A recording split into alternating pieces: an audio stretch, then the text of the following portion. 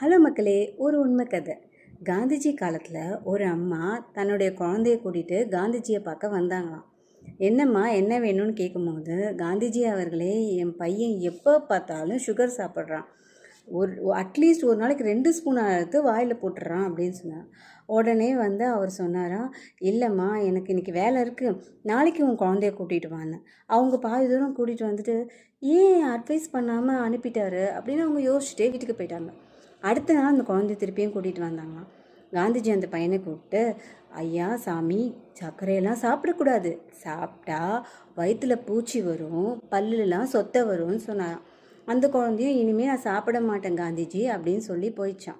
அப்போது அந்த அம்மா கொஞ்சம் தூரம் போயிட்டு பையனை அங்கேயே விட்டுட்டு இங்கேயே இருடான்னு சொல்லிட்டு திருப்பி காந்திக்கிட்ட போய், காந்திஜி நேற்றே நான் கூட்டிகிட்டு வந்தேன், அப்பயே நீங்கள் அட்வைஸ் பண்ணி அனுப்பியிருக்கலாம், ஏன் நேற்று அட்வைஸ் பண்ணலை அப்படின்னு கேட்டாங்க. அதுக்கு காந்திஜி சொன்னாரா, அம்மா நேற்று வரைக்கும் நானும் அதே மாதிரி ஒரு ஸ்பூன் எடுத்து சுகர் வாயில் போட்டுக்குவேன், முதல்ல என்ன நான் கரெக்ட் பண்ணிக்கணும், என் தவறை திருத்திட்டு தான் இன்னொருத்தரை நான் திருத்தணும், நான் என் தவறை திருத்தாமையே இன்னொருத்தரை திருத்தணும்னா அது பேர் பொய் உபதேசம். அதனால தான் இன்றைக்கி அந்த மாதிரி செஞ்சாங்க.